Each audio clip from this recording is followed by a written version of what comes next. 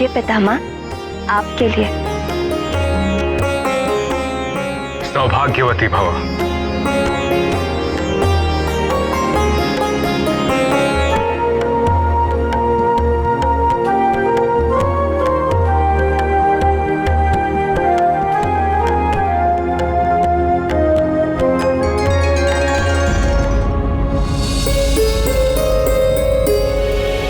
वानरराज, युवराज कहाँ है?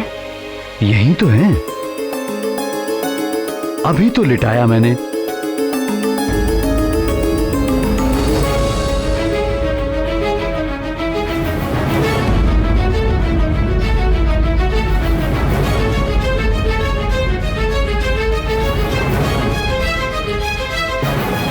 अभी तो यही थे, क्षण भर का समय भी नहीं हुआ, कहां चले गए? किसी ने मेरे लाल को देखा क्या? कहां जा सकता है? किसी ने तो लिया होगा, अदृश्य तो नहीं हो सकता। देखिए कहीं पलंग से नीचे तो नहीं गिर गया।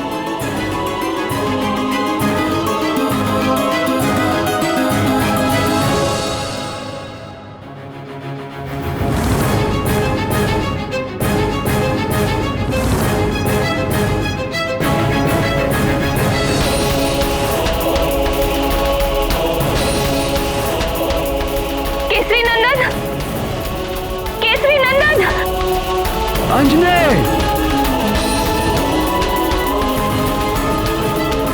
अंजने!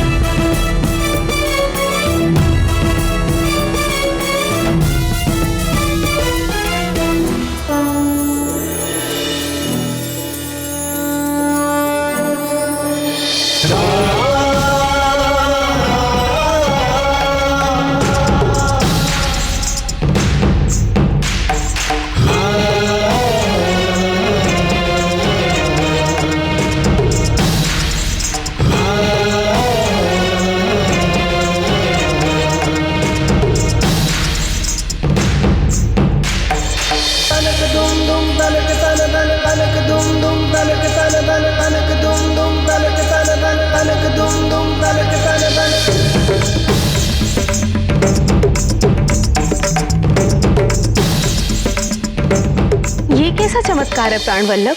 2 दिनों के हनुमान लल्ला घुटनों पर चलने लगे। इसमें आश्चर्य कैसा?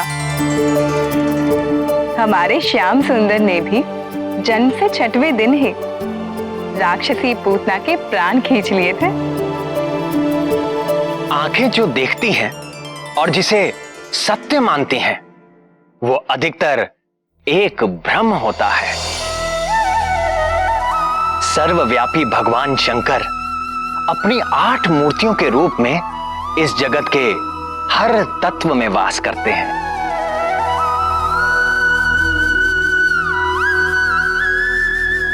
आकाश, अग्नि, जल, वायु और पृथ्वी रूपी 5 महाभूतों में वास करते हुए उनका नियंत्रण करते हैं। और इसके अतिरिक्त महादेव रूप से चंद्रमा में, ईशान रूप से सूर्य में और पशुपति रूप से समस्त पशुओं अर्थात जीव जंतुओं के भीतर रहते हैं। सूक्ष्म से सूक्ष्म कीटाणु से लेकर सारे पशु, पक्षी, मनुष्य, देवता, इन सब की आत्मा में पशुपति उपस्थित है। ईशावास्यमिदं सर्व यत्किंच जगत्याम जगत।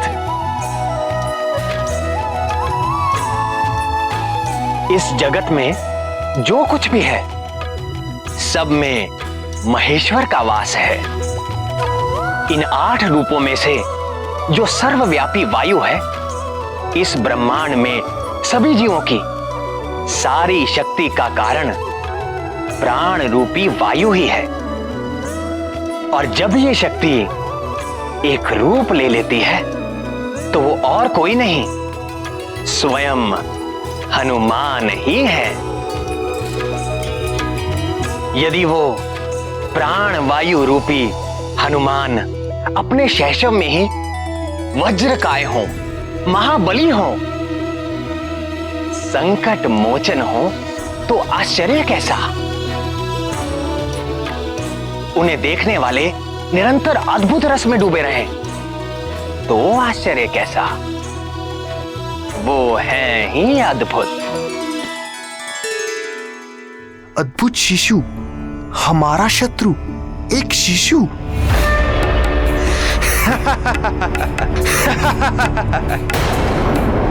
वाली भैया, मुझे आपसे ये आशा नहीं थी। अब आप शिशुओं से भी प्रतियोगिता करने लगे। ये कोई हंसने की बात नहीं है सुग्रीव। वो मरकट कोई साधारण शिशु नहीं है।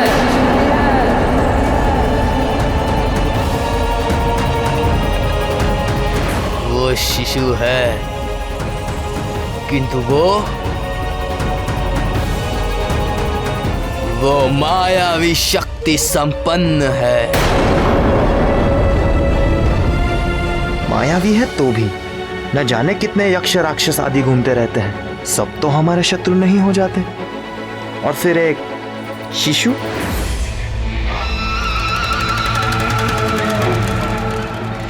तुम समझते क्यों नहीं सुग्रीव? तुम मुझ महानतम के निर्णय पर संदेह कर रहे हो। तुम्हें क्या लगता है मैं महानतम अकारण किसी अजन्मे शिशु के प्राण लेने का प्रयत्न करूंगा? नहीं वाली भैया, मेरे कहने का ये अर्थ नहीं है।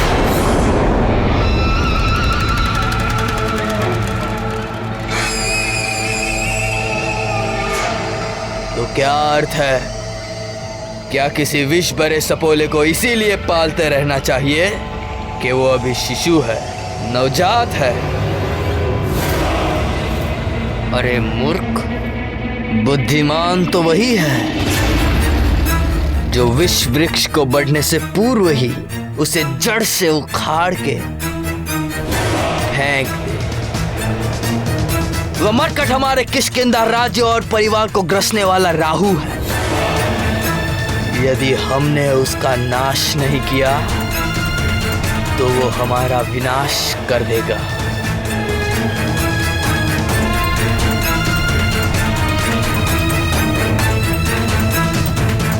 किंतु आप ये सब कैसे जानते हैं?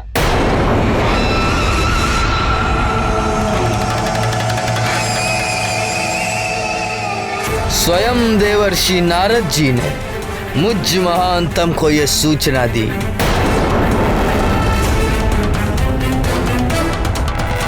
यदि ऐसा है तो भैया मैं भी आपके साथ हूं। किष्किंधा की रक्षा के लिए मैं अपने हाथों से उसकी जीवन लीला का अंत करूंगा।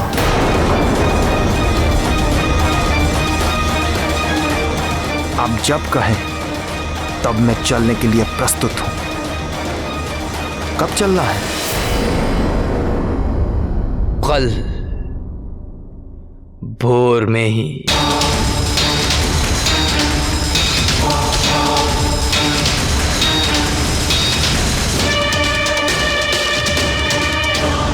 गजाननं भूतगणादिसेवितं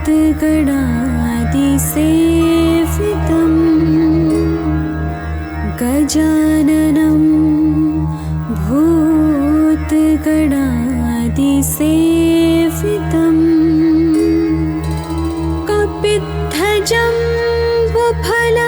चारुभक्षणम्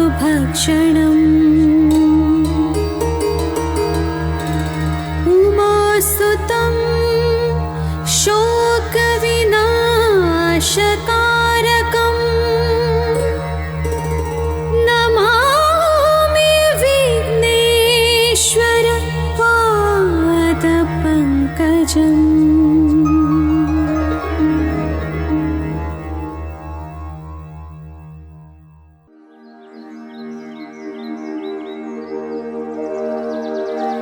पृथ्वी सगन्धा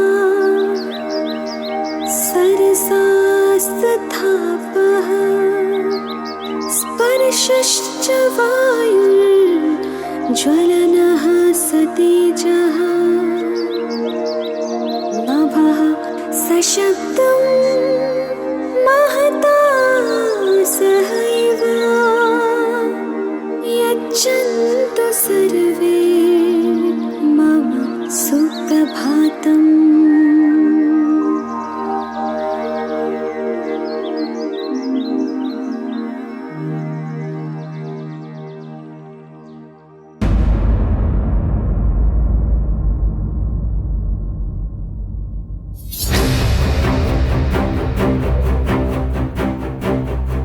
सोच क्या रहे हो भैया, किधर चलता है? अरे बुद्धिहीन, यदि किसी सैनिक ने हमें देख लिया तो पकड़े गए तो बंधक बना के रख लिए जाएंगे, और पहचाने गए तो? भैया मैं सोच रहा था सोचने का काम तुम मत करो सुग्रीव, वो तुम मुझ महानतम के लिए छोड़ दो। तुम केवल मेरी आज्ञा का पालन करो, समझे? जी भैया। भैया मेरे मन में एक विचार।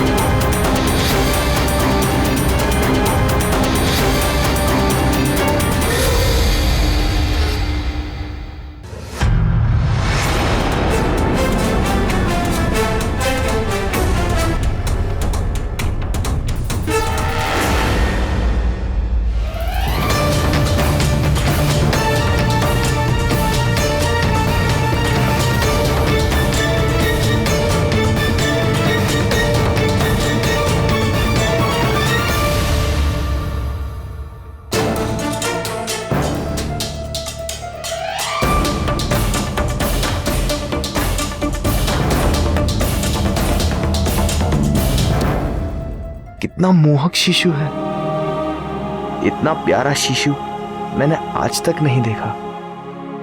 प्यारा शिशु? अरे मूर्ख, ये वही मरकट है, हमारा शत्रु, किष्किंधा का शत्रु। किंतु भैया वो मरकट नवजात है, कुछ दिन पूर्व ही जन्मा है, किंतु ये तो 5-6 मास का दिख रहा है।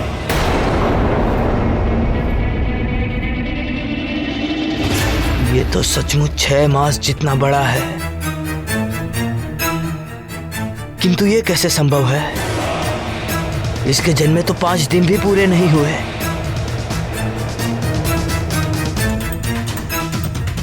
कोई और होगा हमारा शत्रु, ये तो कहीं से भी दुष्ट नहीं लगता। ये तो कितना शांत है, इसे तो देखने से ही मन में आनंद सा उठता है। ये वही शिशु है, मुझ महानतम से ये भूल नहीं हो सकती। किंतु भैया किंतु कुछ नहीं, तू जानता नहीं, ये दुष्ट बड़ा ही भयानक मायावी है।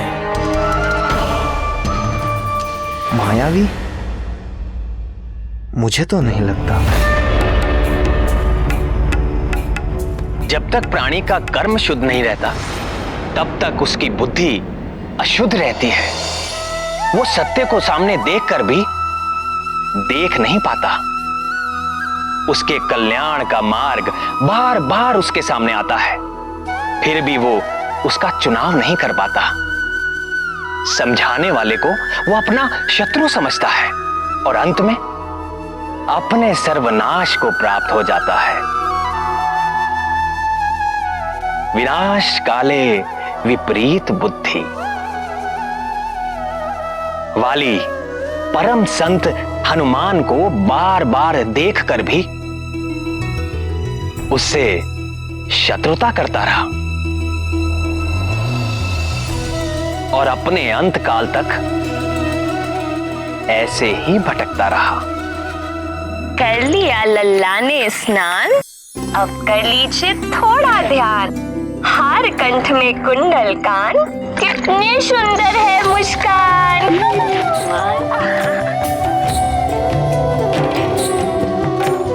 महारानी जी, आप कुछ खा लीजिए। जब तक युवराज का अन्नप्राशन नहीं हो जाता तो उनके लिए भी आपको ही खाना होगा ना। अरे हाँ, फिर तो हमें बहुत सारा खाना होगा। क्यों केसरी नंदन? लीजिए महारानी जी, खा लीजिए।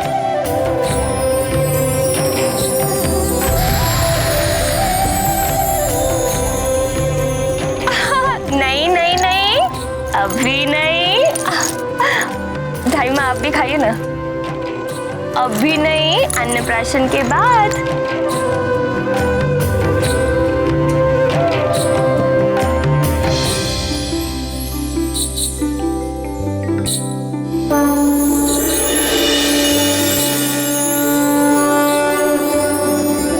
भैया, ये तो घुटनों के बल चल रहा है और आप कह रहे हैं कि 6 दिन का भी नहीं है। मायावी है मरकट, बोला था ना मैंने। युवराज जी, थोड़े और बड़े हो जाइए, फिर मैं स्वयं आपको सेब के उपवन में ले चलूंगी। चलेंगे हम उपवन, खाएंगे फल हम भर मन। महारानी जी, मैं आपके लिए स्नान का प्रबंध करती हूँ। केसरी नंदन, अब मैं स्नान करके आती हूँ।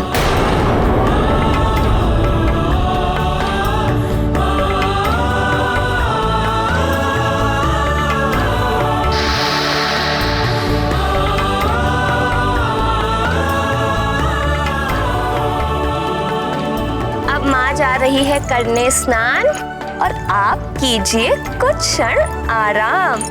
चलो चलो लेट जाओ।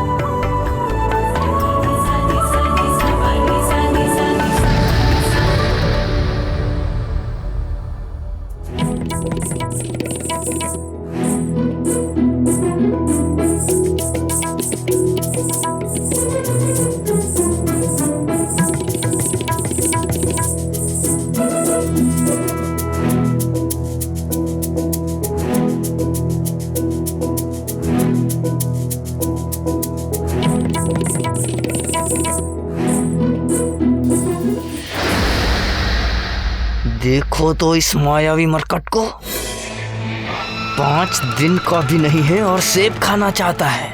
किंतु भैया,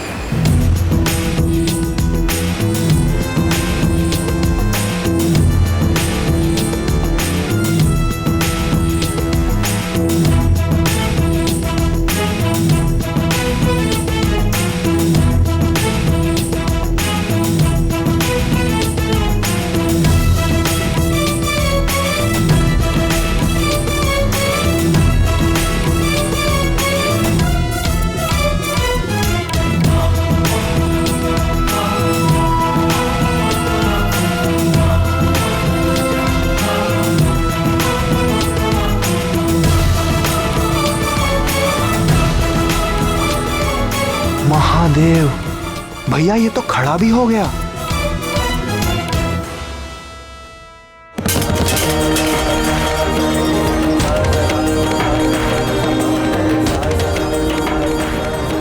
ये तो सच में चमत्कारी शिशु है। चमत्कारी नहीं, मंदबुद्धि,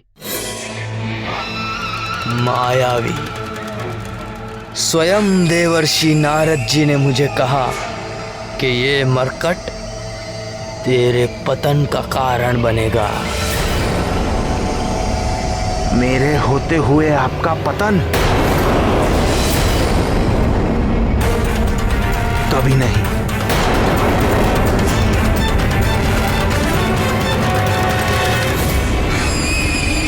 रही थी। उनकी बाल लीला देख वाली ये समझ गया था कि हनुमान लला कोई साधारण शिशु नहीं है। वो हनुमान लला के प्राण लेने हेतु एक बार फिर केसरी भवन में आता है। हनुमान लला वो इस प्रकार सेब के प्रति आकर्षित हुए कि उन तक पहुंचने के लिए वो अपने पैरों पर स्वयं खड़े भी हो गए। ये देख वाली और सुग्रीव आश्चर्यचकित रह जाते हैं। स्वयं देवर्षि नारद जी ने मुझे कहा कि ये मरकट तेरे पतन का कारण बनेगा। मेरे होते हुए आपका पतन? कभी नहीं।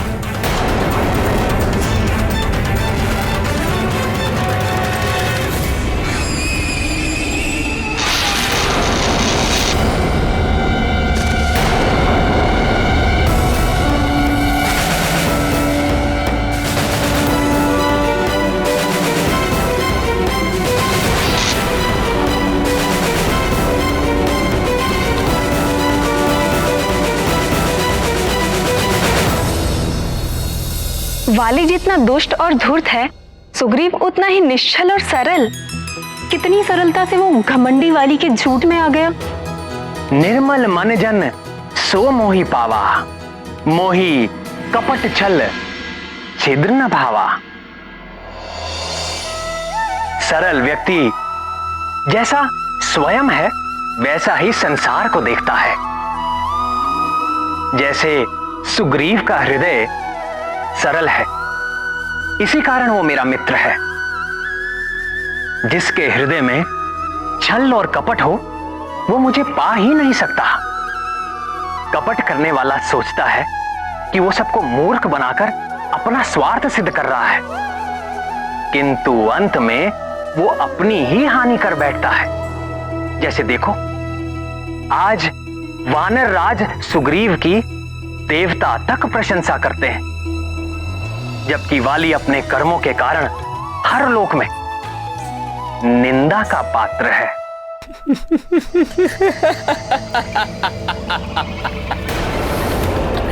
भैया मैं गिर गया और आप हंस रहे हैं? क्योंकि मैं भी तुमसे पूर्व इसी तरह गिर चुका हूं, ठीक वहीं से।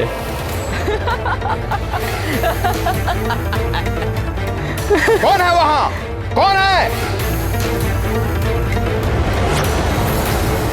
कहां गए?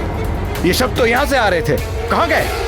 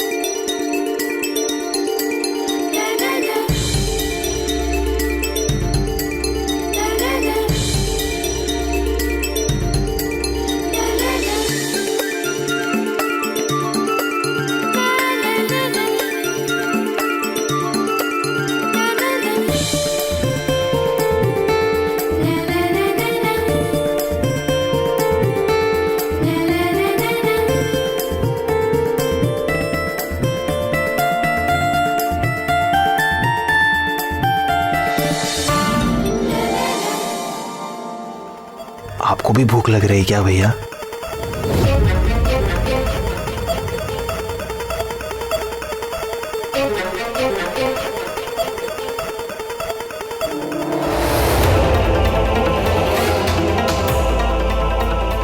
आप आपने मेरे प्रश्न का उत्तर नहीं दिया भैया। कहाँ ढूंढूं? भैया हमने प्रायः पूरा राजभवन ढूंढ लिया, किंतु वो शांत और सुंदर शिशु अब तक नहीं दिखाई दिया। शांत सुंदर? मरकट बोलो, मरकट शत्रु है वो हमारा। मुझे क्षमा करें भैया, मैं भूल गया था। अब मैं सदा स्मरण रखूंगा। मरकट, मरकट।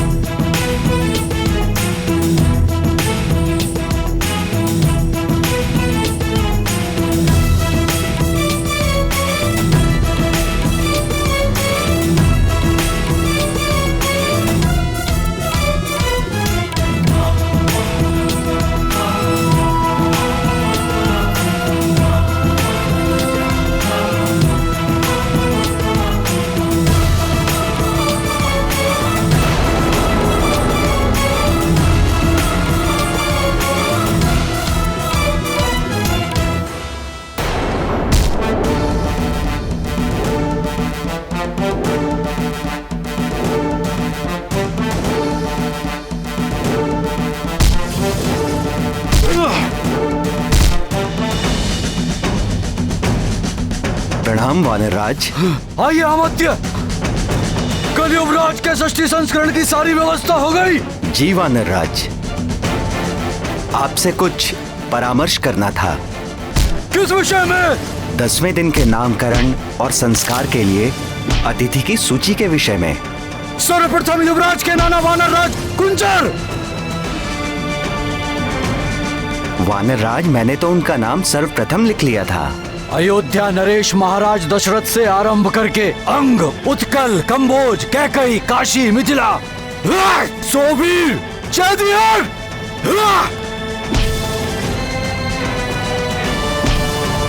सात सभी मित्र राज्यों को निमंत्रण दे।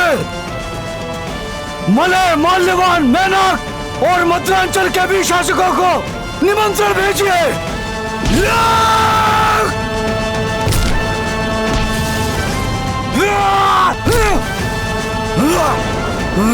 परम पूज्य ऋषि बनक, ऋषि मगध और ऋषि अगस्त को तो आना ही होगा। साथ ही दंड कानन, मतंगारण्य तथा नैमिषारण्य में तपस्या कर रहे सभी ऋषियों को संदेश दीजिए कि युवराज को आशीर्वाद देने अवश्य पधारें। और हमारे सीमावर्ती किष्किंधा के राजा ऋक्षराज और उनके पुत्र वाली और सुग्रीव।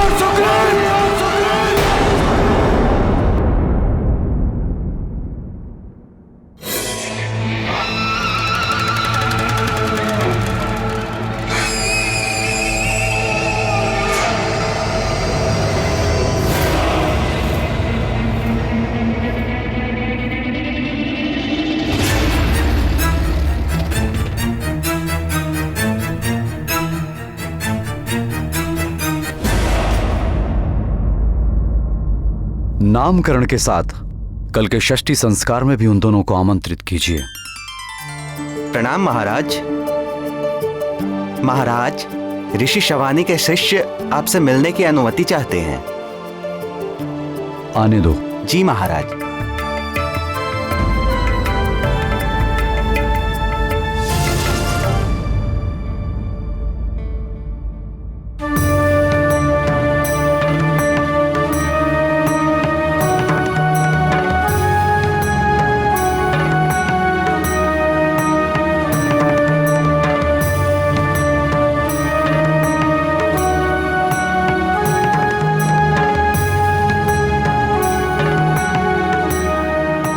प्रणाम महाराज। प्रणाम तपस्वी। हम दंडकारण्य से आपको कुछ सौंपने आए।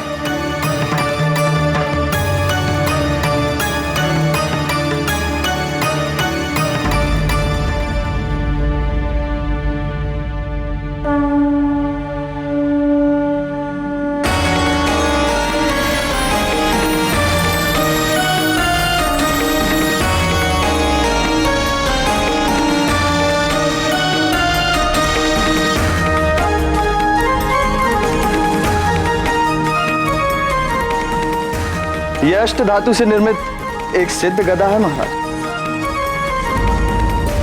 हमारे गुरु के गुरु ने यह गदा तपस्या करके स्वयं दिव्य शक्तियों से प्राप्त की थी महाराज। किस प्रयोजन से? और एक तपस्वी का गदा से क्या कार्य? राक्षसों से संघर्ष करने के लिए हमारे गुरु के गुरु ने क्षत्रिय कुल में जन्म लिया था महाराज, किंतु कालांतर में उन्होंने हिंसा का त्याग करके अहिंसा का व्रत धारण किया था महाराज। उनके देहावसान के पश्चात यह गदा हमारे गुरु ऋषि सावर्णी की सुरक्षा में थी। सुरक्षा में? जी, वे अपने गुरु की आज्ञा अनुसार इस गदा के अधिकारी के जन्म लेने की प्रतीक्षा कर रहे थे, किंतु 2 सप्ताह पूर्व उन्होंने भी देह त्याग दी। अपने देहांत के पूर्व उन्होंने कहा था कि यदि यह गदा आश्रम में रही तो किसी राक्षसी शक्ति में पड़ जाने का संकट हो सकता है। अतः उनके आदेश पर ही हम यह सिद्ध गदा आपको सौंपने आए हैं। किंतु मुझे ही क्यों? उन्होंने कहा था कि शम्भ साधन नामक राक्षस के वध के पश्चात आप ही इस गदा के योग्य अधिकारी हैं। अच्छा, जो इसके वास्तविक अधिकारी हैं वो कौन है? मैंने भी उनसे यही प्रश्न पूछा था। तो उन्होंने क्या उत्तर दिया? समय आने पर इस गदा का वास्तविक अधिकारी स्वयं आपसे यह गदा मांग लेगा महाराज, और आप ये गदा उसे सहर्ष दे भी देंगे। ऋषियों की बातें सदा समझ में नहीं आती, किंतु समय बीतने पर हर रहस्य खुल ही जाता है।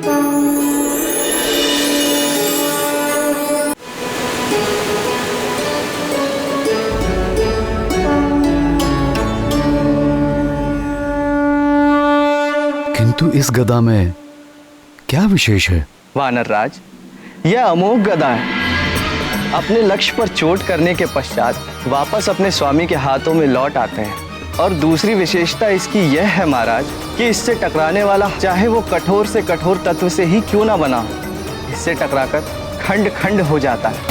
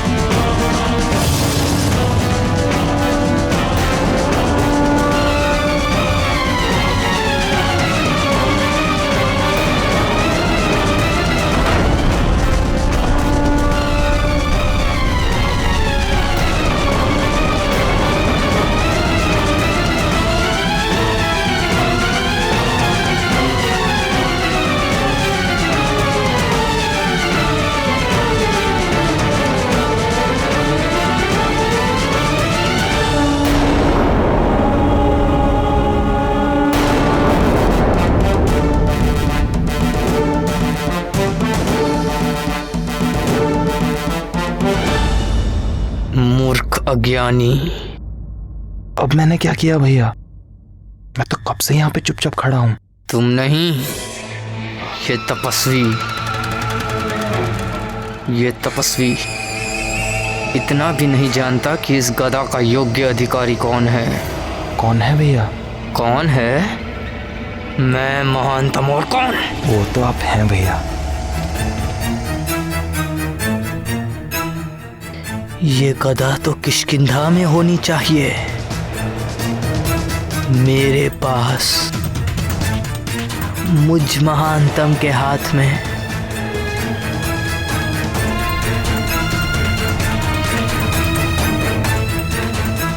ये तो बहुत ही अद्भुत गदा है। आपके गुरु के गुरु अवश्य ही कुशल योद्धा रहे होंगे।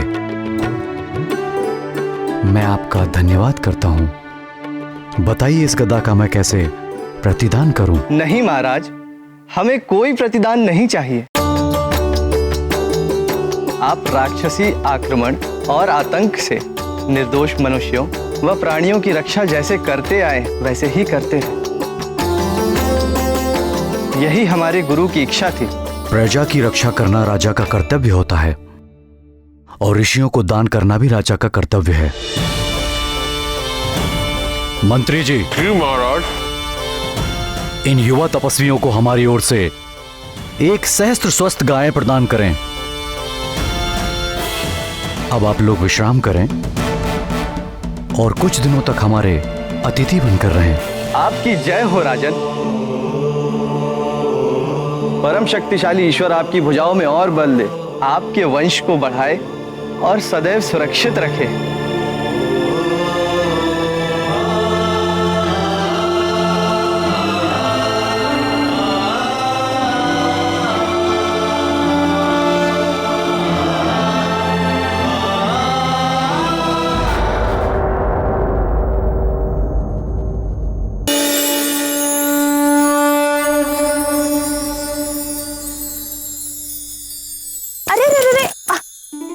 अभी नहीं बेटा, अन्नप्राशन के पश्चात। आ जाओ।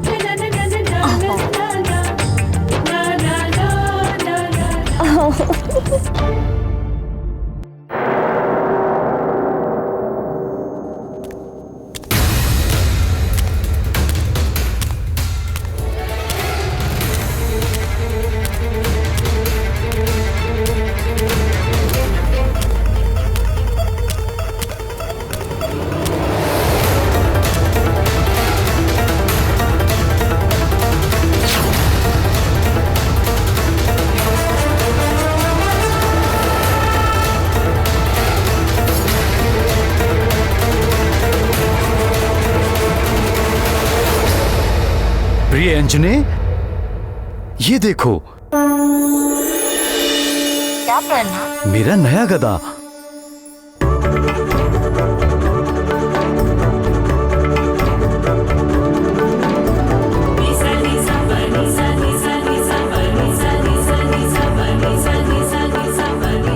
जानती हो इसकी विशेषता क्या है?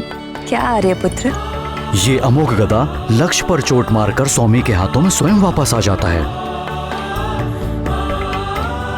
और उससे भी अधिक विशेषता है, ये कठोर से कठोर शस्त्र को एक ही टक्कर में खंड खंड कर देता है।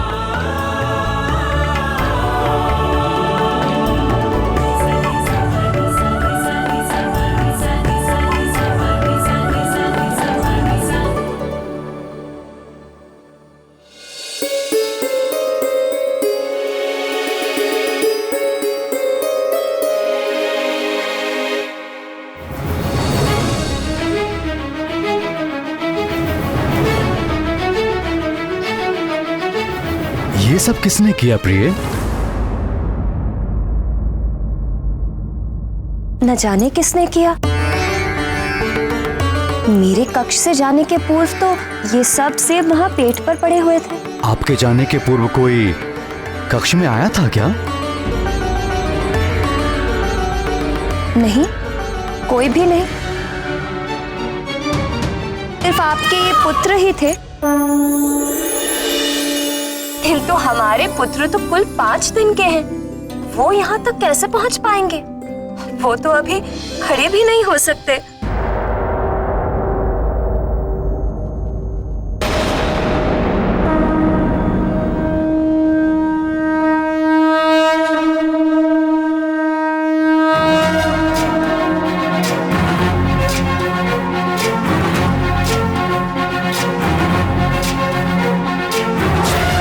ज्ञान गुण सागर जय कपीसति लोक उजागर जय हनुमान ज्ञान गुण सागर जय कपीसति लोक उजागर दूत अतुलित बल धामा अंजनी पुत्र पवन सुत नामा हनुमान वीर विक्रम बजरंगी कुमति निवार सुमति के संगी जय हनुमान ज्ञान गुण सागर जय कपीस तिहु लोक उजागर जय हनुमान ज्ञान गुण सागर जय कपीस नाथ उजागर कंचन वरन विराज सुबेसा ये देखिए कुंचित केसा हाथ वज्र और ध्वजा विराजय कांधे मूंज जनेऊ साजय जय हनुमान ज्ञान गुण सागर जय कपीस तिहु लोक उजागर जय हनुमान ज्ञान गुण सागर जय कपीस तिहु लोक उजागर जय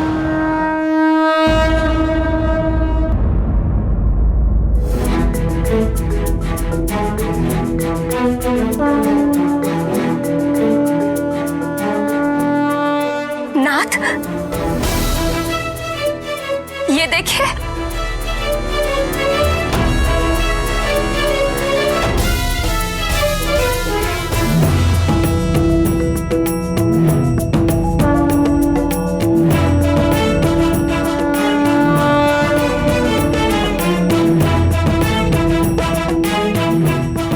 सर्वप्रथम भार में वृद्धि और अब खड़े भी होने लगे, वो भी अपने आप बिना किसी की सहायता के। केवल 5 दिन में इतना विकास। एक ओर मुझे प्रसन्नता हो रही है तो दूसरी ओर चिंता। चिंता की तो कोई बात नहीं।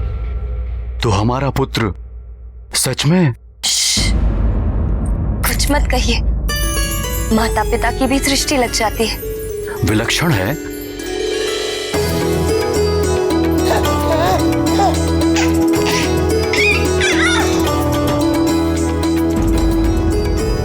क्यों ना हो विकास ऐसा? पुत्र किसका है? अब आप समझे मैं सदा इसे केसरी नंदन क्यों कहती हूँ? मेरा तो है ही। दीन वत्सल भगवान भोलेनाथ शंकर का भी पुत्र है। उन्हीं के आशीर्वाद से तो ये पुत्र हमें प्राप्त हुआ है। हे भोले बाबा, अपने पुत्र पर अपनी कृपा सदा बनाए रखना।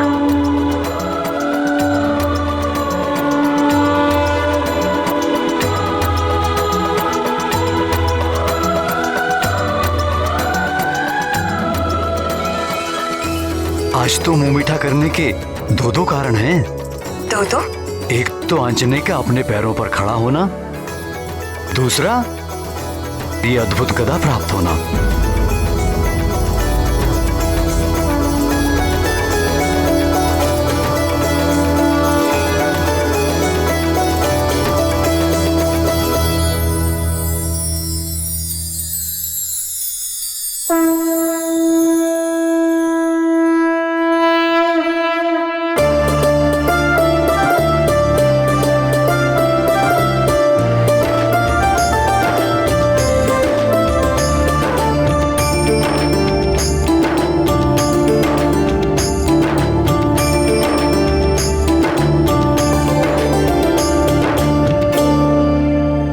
मैंने सुना था कि पुरुष कभी बड़े नहीं होते, सदा बालक बने रहते हैं। आज साक्षात देख भी लिया।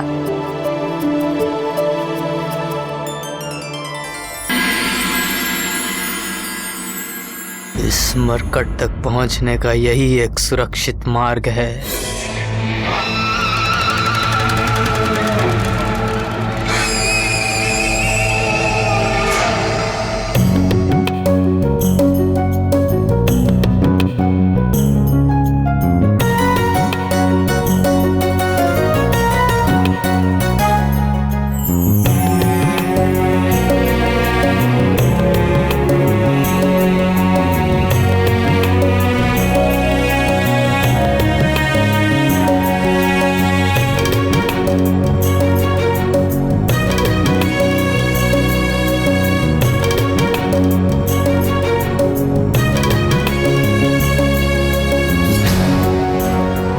अरे वाह, गदा चाहिए?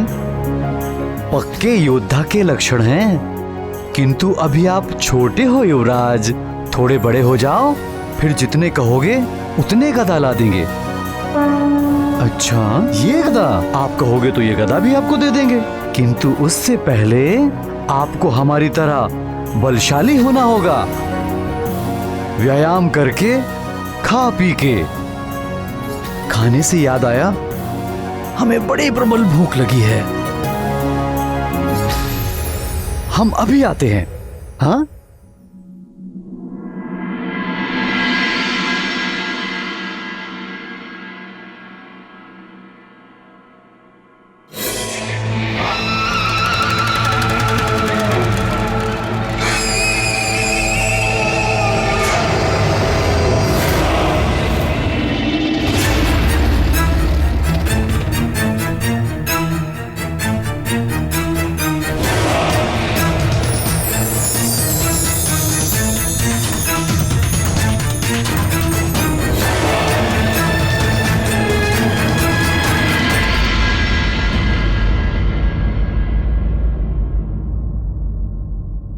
जय राम भक्त हनुमान, जय राम भक्त हनुमान, जय राम भक्त हनुमान, जय राम भक्त हनुमान, जय राम भक्त हनुमान, जय राम भक्त हनुमान, जय राम भक्त हनुमान, जय राम भक्त हनुमान, जय राम भक्त हनुमान।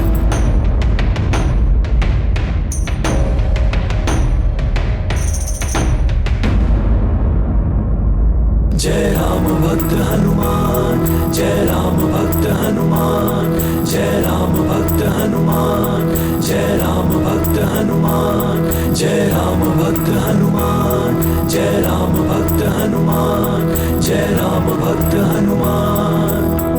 निश्चल प्रेम की वो मुस्कान दिए सुग्रीव को बाल हनुमान, भगत भगत को गया जान, बैर भाव भया अंतर्धान। बाल रूप के हनुमत देवा फिर सचिव रूप में करेंगे सेवा, मुक्ति दिलाए जन्म मरण से, सुग्रीव मिलाए श्री राम चरण से। हनुमान और सुग्रीव की ये प्रथम भेंट बड़ी ही विचित्र रही। वाली लाया तो था उन्हें हनुमान लला को मारने के लिए, किंतु हनुमान के दिव्य आकर्षण से ऐसा प्रभाव पड़ा कि कुछ क्षण के लिए वाली द्वारा भरे हुए सारे द्वेषों से सुग्रीव मुक्त हो गए। जय राम भक्त हनुमान, जय राम भक्त हनुमान, जय राम भक्त हनुमान। सुग्रीव को अपने षड्यंत्र में मिलाने के लिए वाली को कितना कपट और धूर्तता करनी पड़ी, और हनुमान लला ने उसी सुग्रीव को एक मोहिनी मुस्कान से ही अपने निर्मल प्रेम के वश में कर लिया।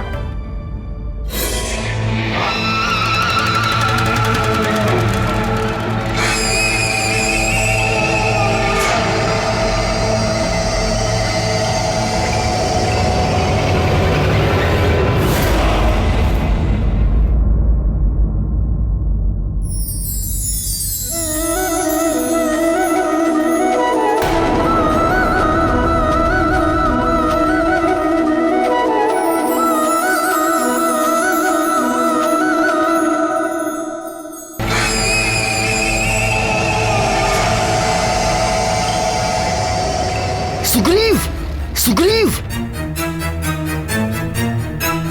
सुग्रीव।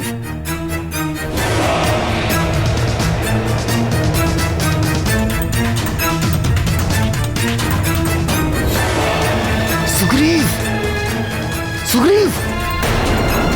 अब इस मरकट को गोद में उठाकर मूर्ति की तरह क्या खड़े हो? काम हो गया, चलो।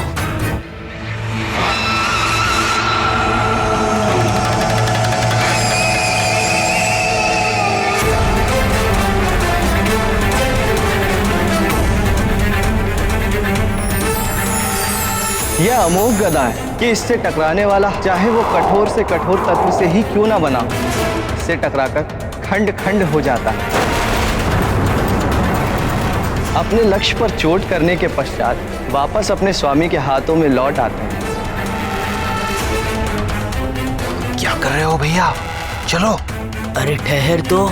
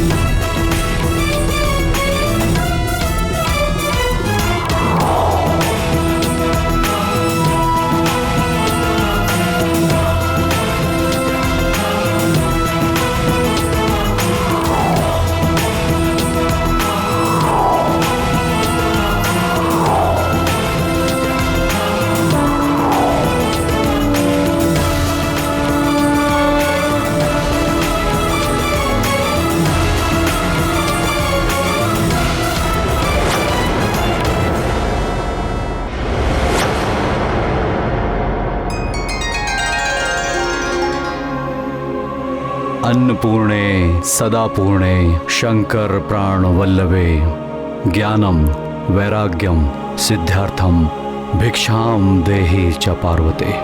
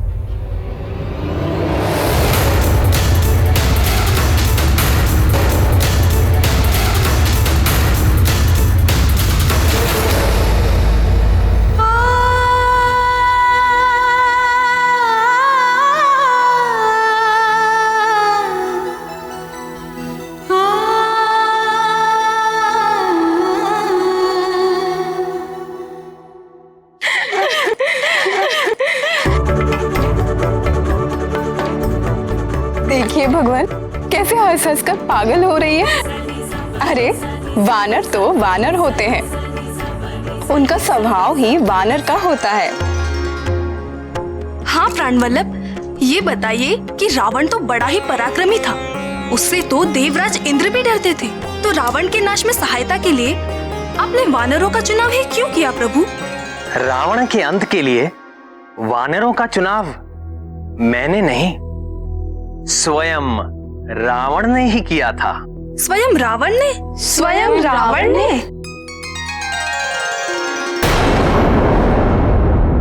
प्राणवल्लभ, ये बताइए कि रावण तो बड़ा ही पराक्रमी था, उससे तो देवराज इंद्र भी डरते थे।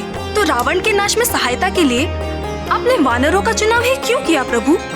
रावण के अंत के लिए वानरों का चुनाव मैंने नहीं, स्वयं रावण ने ही किया था। स्वयं रावण ने? स्वयं रावण ने?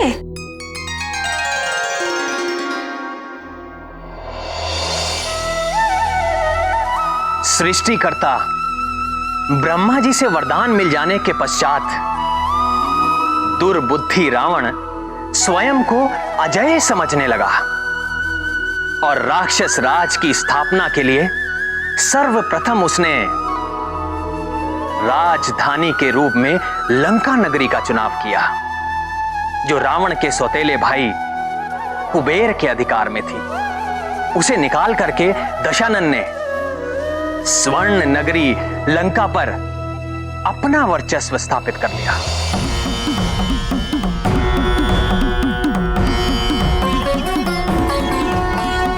फिर पापी रावण ने धनेश कुबेर को पराजित कर उसका दिव्य पुष्पक विमान भी छीन लिया। दुष्ट रावण अपनी विजय का प्रदर्शन करने के लिए संसार भर में घूमने लगा कि देखो, अब इस पुष्पक विमान का स्वामी मैं हूं।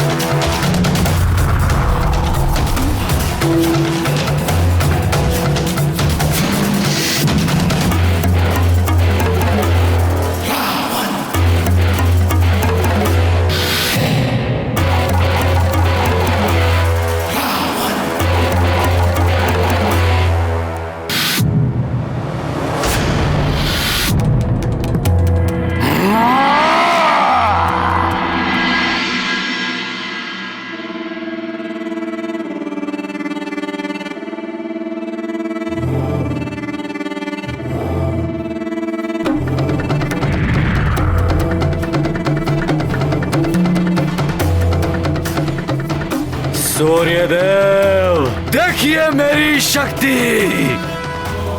ये दिव्य पुष्पक विमान भी अब मेरी इच्छा का दास है, जो आपके प्रकाश के मार्ग को रोक कर खड़ा है। और हमारे पीछे पूरा पृथ्वी लोक गहरे अंधकार में डूब चुका है। यदि आप में सामर्थ्य हो तो मेरी चुनौती स्वीकार कीजिए। आप अपनी शक्ति लगाइए, मैं अपनी शक्ति लगाता हूं।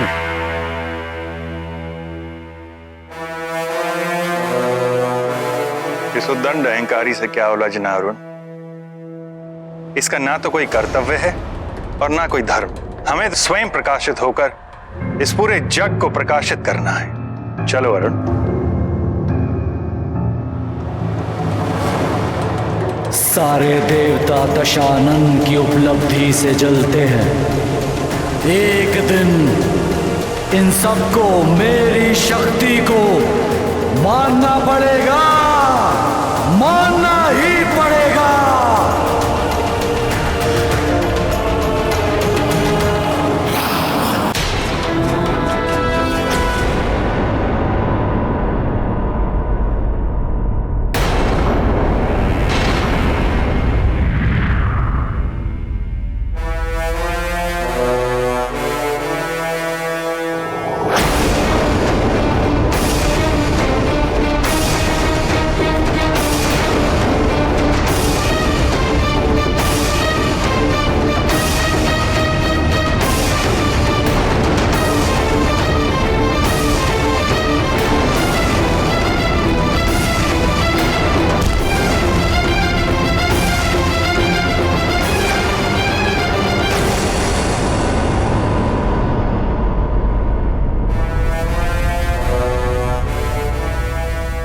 अचानक ये क्या हो गया? ऐसी कौन सी शक्ति है जो दिव्य पुष्पक को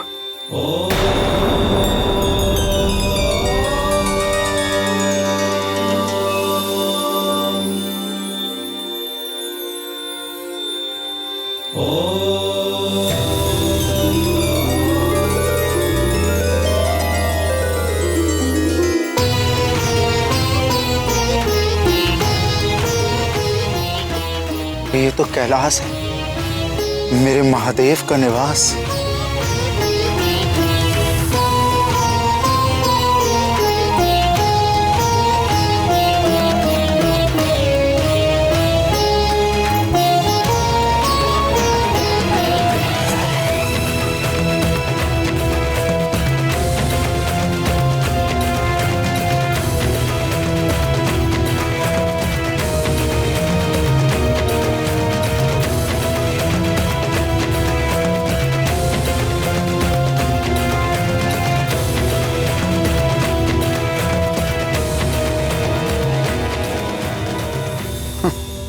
ये तो नंदी बैठे।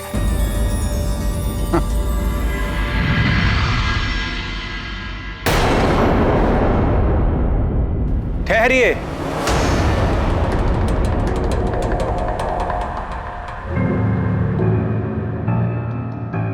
आगे जाने की अनुमति नहीं है। जाओ मेरे मार्ग से। जानता नहीं मैं कौन हूं। आप कोई भी हो, किंतु आगे किसी को भी जाने की आज्ञा नहीं है। कृपया आप वापस लौट जाएं। मुझे आज्ञा देने का दुस्साहस कर रहे हो? मैं केवल अपने स्वामी की आज्ञा का पालन कर रहा हूं। और मैं केवल तेरे स्वामी के कारण तुझ पर दया कर रहा हूं। महादेव को जो आदेश देना होगा वो स्वयं मुझे देंगे। स्वयं भगवान भोलेनाथ का ही आदेश है कि वो अभी किसी से नहीं मिल सकते। हट जा।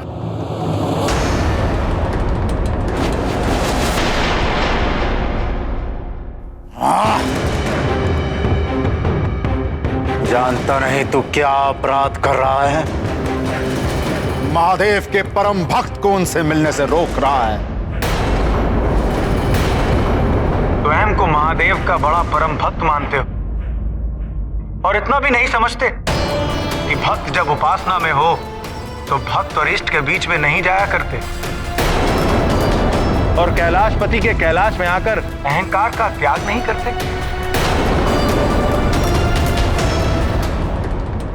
स्वयं एक मूढ़ पशु होकर मुझे शिक्षा दे रहा है। चल हट। भगवान भोलेनाथ अपने भक्तों के भाव को देखते हैं, उनके रूप रंग और आकार को नहीं। स्वयं को महादेव का सबसे बड़ा भक्त मानते हो तो ये कैसे भूल गए कि कैलाशपति महादेव का एक नाम पशुपति भी है।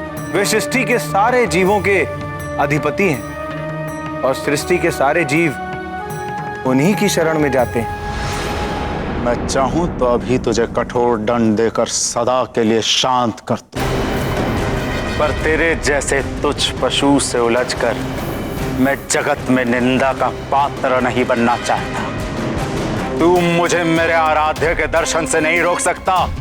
चल हट जा।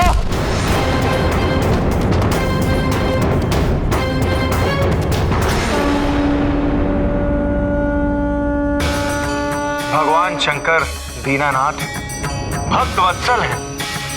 वो अपने भक्तों को दर्शन देने में स्वयं कभी भी विलंब नहीं करते, किंतु आज महादेव के दर्शन नहीं हो पाएंगे। इस मर्यादा को समझिए और वापस लौट जाइए। लौट जाना और पीछे हट जाना मेरा स्वभाव नहीं। और ऐसा कौन सा कार्य है कि डमरूधारी अपने परम भक्त दशानन से भी ना मिले।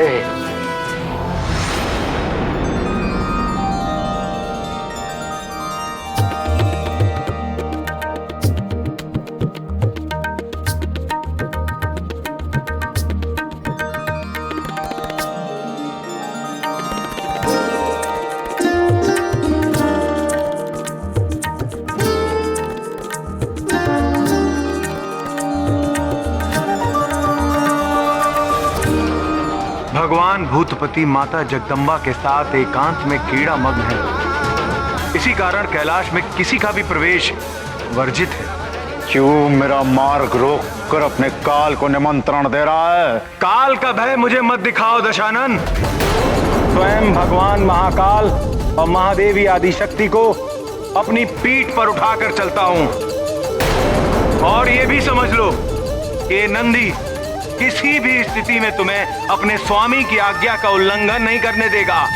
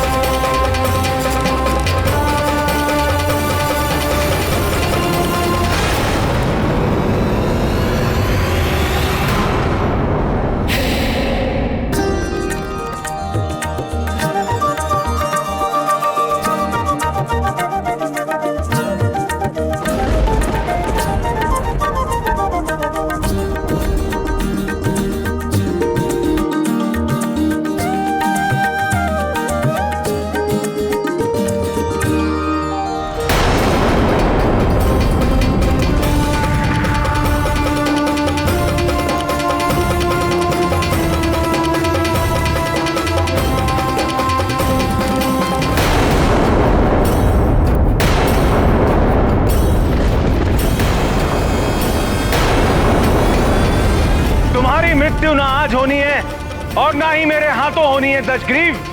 तुम व्यर्थ ही मुझसे संघर्ष करके केवल महान पीड़ा के भागी बनोगे। मेरी बात मानो, वापस लौट जाओ। लंकेश दशानन जो एक बार संकल्प कर ले उसे पूरा करके ही रहता है। भक्त होकर भी बार बार भगवान की आज्ञा का निरादर कर रहा है, मूर्ख।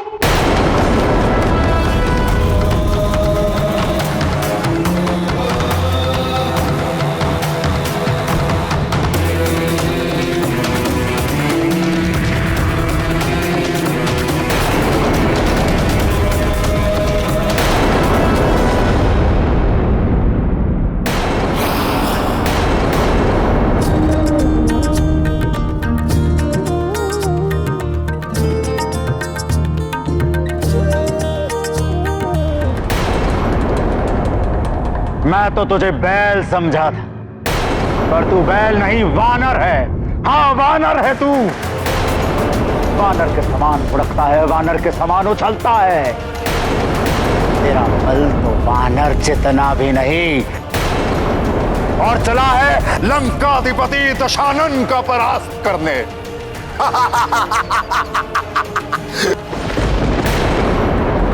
ये महादेव भी निराले हैं, किसी भी पात्र अपात्र को वरदान दे देते हैं, किसी को भी अपना गण बना लेते हैं।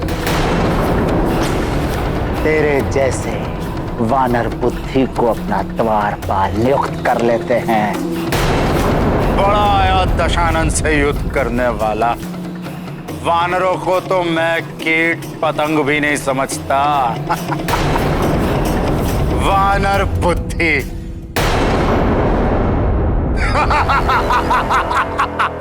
मैं तो प्रभु भोलेनाथ की आज्ञा का पालन कर रहा हूं,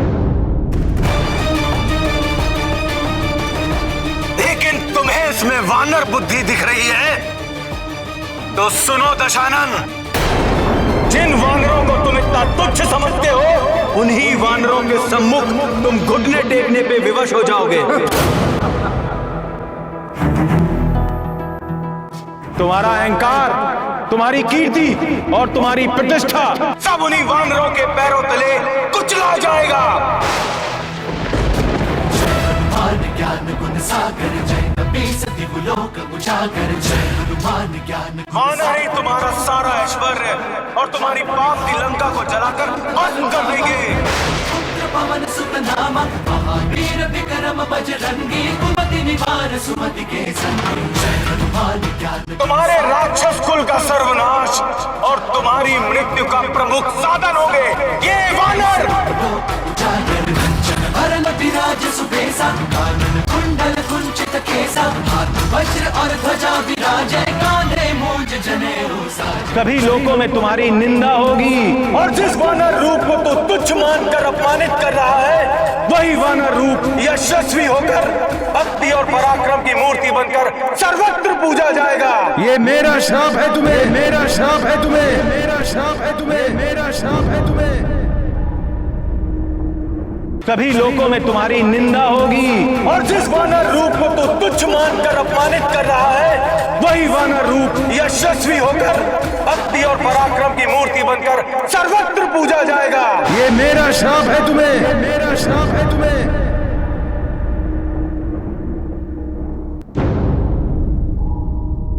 ये गूंज कैसी है प्राणनाथ? यह सत्य और न्याय की गूंज है प्राणप्रिय। हमारे सर्व समर्थ भक्त नंदी ने एक अशिष्ट को उचित दंड दिया है।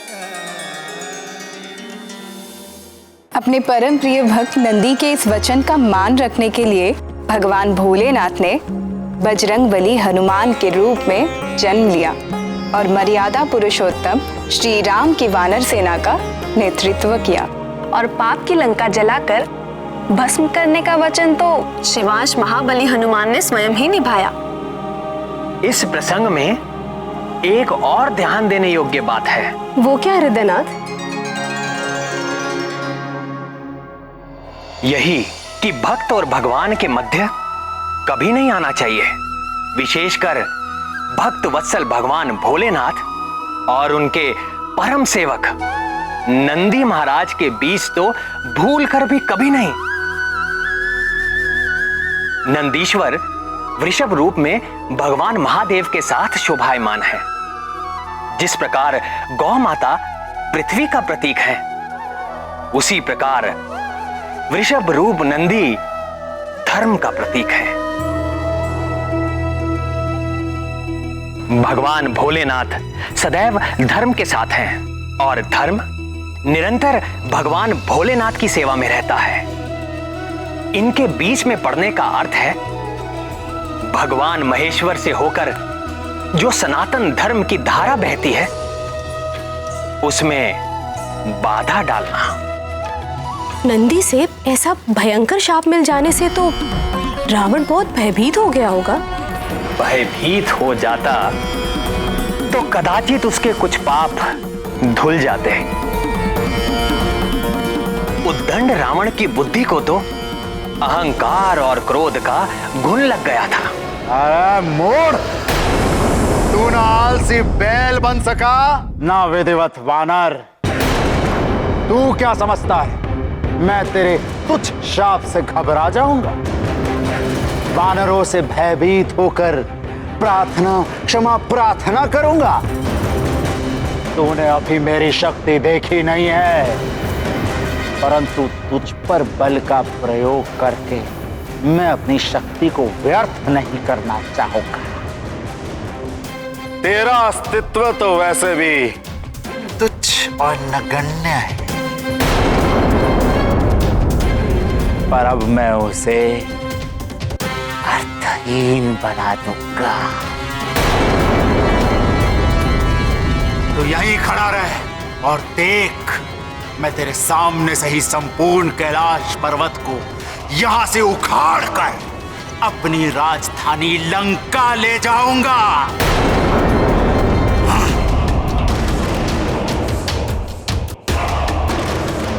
हे महाकाल, मैंने इन्हें रोकने का बहुत प्रयत्न किया, अब आप ही हमारी सहायता करें प्रभु।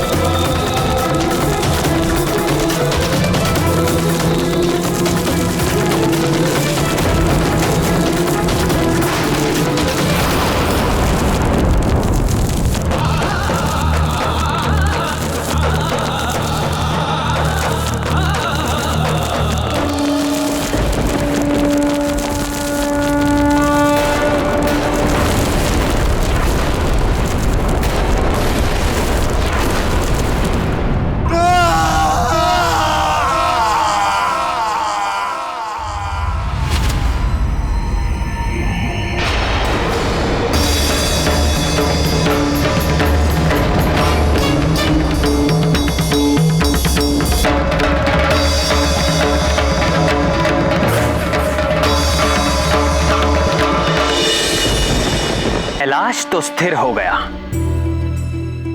किंतु रावण के रोने चिल्लाने के स्वर के वेग से अन्य पर्वत हिलने लगे। समुद्र में ज्वार आ गया, तीनों लोकों के प्राणी कांप उठे, इंद्र आदि देवता तक विचलित हो गए। रावण हमारे आराध्य महादेव के पैर के अंगूठे का एक हल्का सा दबाव भी सहन न कर सका।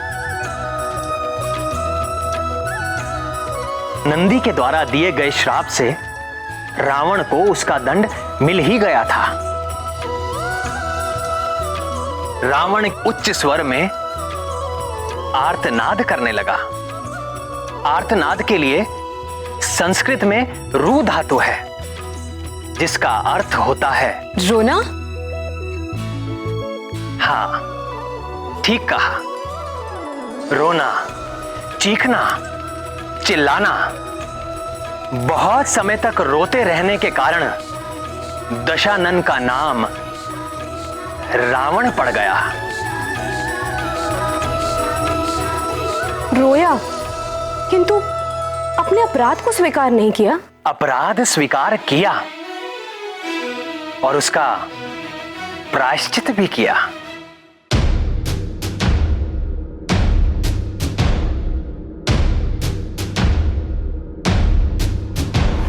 जटाटवी कलज्ज्वल प्रवाह पावितस्थले कलेवलम्ब्य लम्बितां भुजंग तुंग मालिकां डमड्डमड्डमड्डमन्निनादमड्डवर्वयं चकार चंड तांडवं तनोतु नः शिवः शिवम्। जटाकटाह संभ्रम भ्रमन्निलिम्प निर्झरी विलोल वीचि वल्लरी विराजमान मूर्धनि धगद् धगद् धगद् ज्वलल्ललाट पट्ट पावके किशोर चंद्रशेखरे रतिः प्रतिक्षणं मम। धराधरेन्द्र नंदिनी विलास बंधु बंधुरः स्फुरद्दिगंत संतति प्रमोद मान मानसे कृपा कटाक्ष धोरणी निरुक्त दुर्धरापदी क्वचित् दिगंबरे मनो विनोद में तु वस्तु।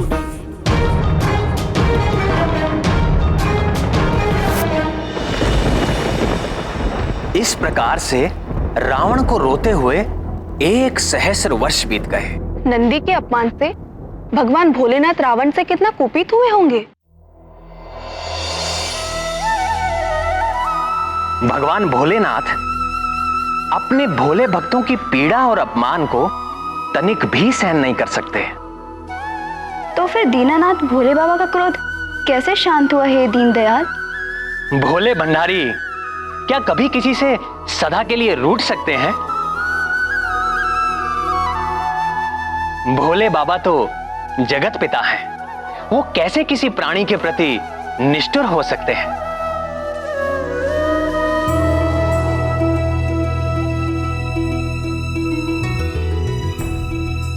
तो जब रावण ने भगवान शशि शेखर की सतत स्तुति की, तो भगवान महादेव के अंतर्मन की सहज करुणा प्रकट हो गई।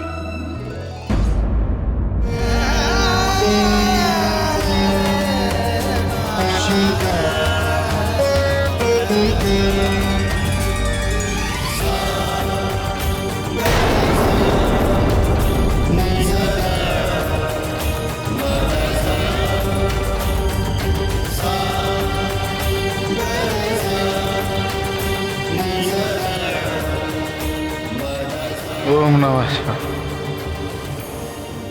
ओम नमः शिवाय। ओम नमः शिवाय। उठो दशानन। प्रभु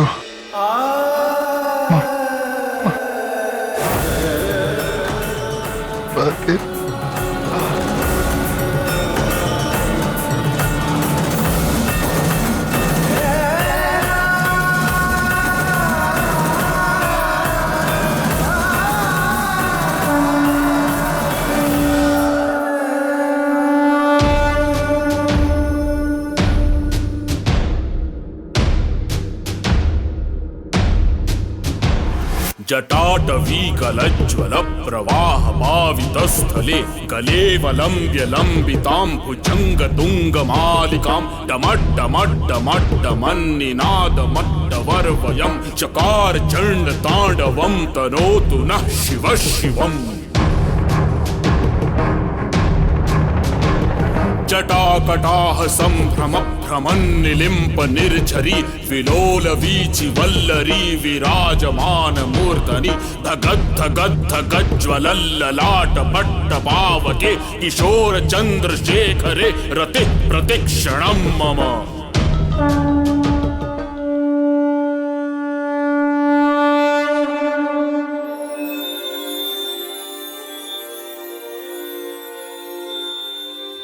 मैं तुम्हारी स्तुति से अति प्रसन्न हूं दशानन।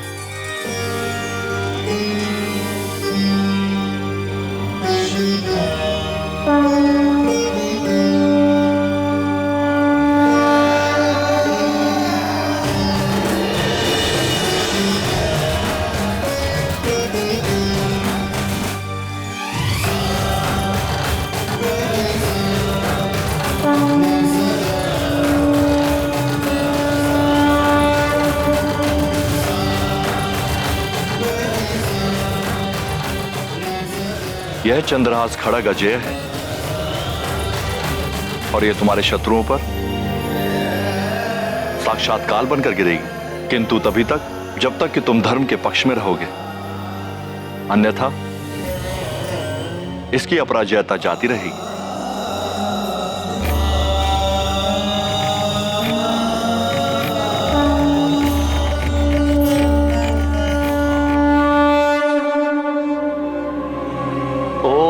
नमः शिवाय।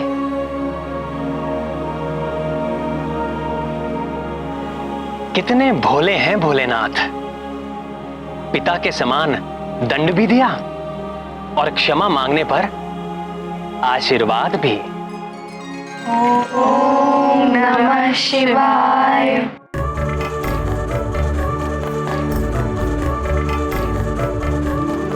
पर्वत संबंधित एक जगत प्रसिद्ध कथा हमारे संकट मोचन महाबली हनुमान की भी है, किंतु कितना अंतर है दोनों में। रावण का उद्देश्य केवल अपने अहंकार की स्थापना करना और हनुमान का उद्देश्य लोक कल्याण की भावना।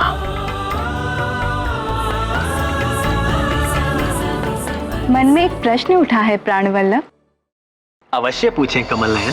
पुत्री यदि रावण के समान असभ्य हो तो उसे दंड से वश में किया जा सकता है, जैसे कि महादेव ने किया, किंतु पुत्री यदि हनुमान लला के समान अबोध और नटखट हो तो क्या करना चाहिए ना? हनुमान तो केवल राम नाम के वश में है और किसी उपाय से उन्हें वश में करना असंभव है। और बाल रूप का तो कहना ही क्या।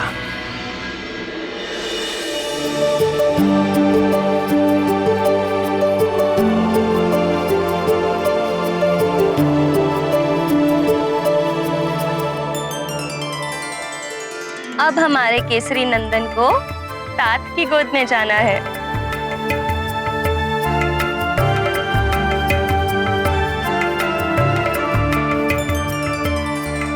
मैं गोद में ले तो लूं, लेकिन ये मेरे पास टिकेगा?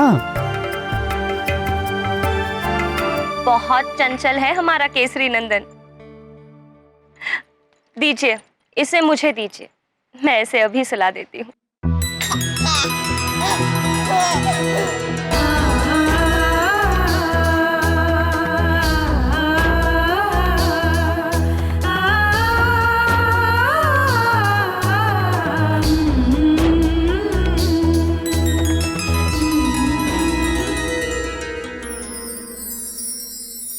आप सो जाइए। और तुम? इसको सुलाने के बाद अभी जल्द ही सो जाएगा।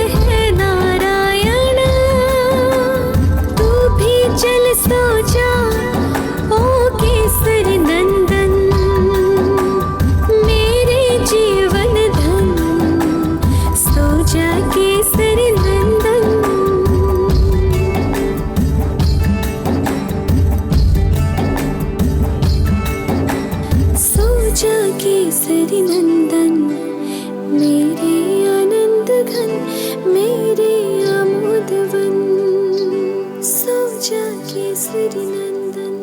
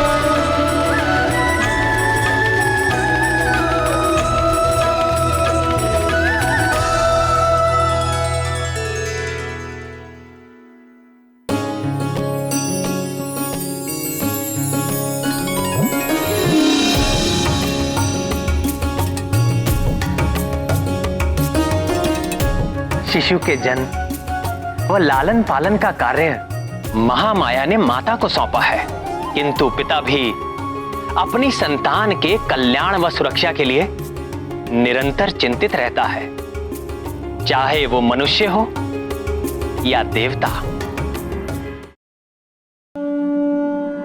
मेरा पुत्र, पवन पुत्र, हे केसरी नंदन, वानर राज केसरी और भगवान शंकर के साथ साथ तुम मुझे भी अपना पिता ही समझो पुत्र,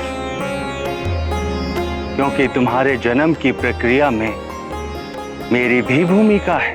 भगवान शंभु की कृपा से नमामि शंभु, नमामि रुद्रम, नमामि पुरुषम पुराणम, नमामि सर्वम शिरसा नमामि।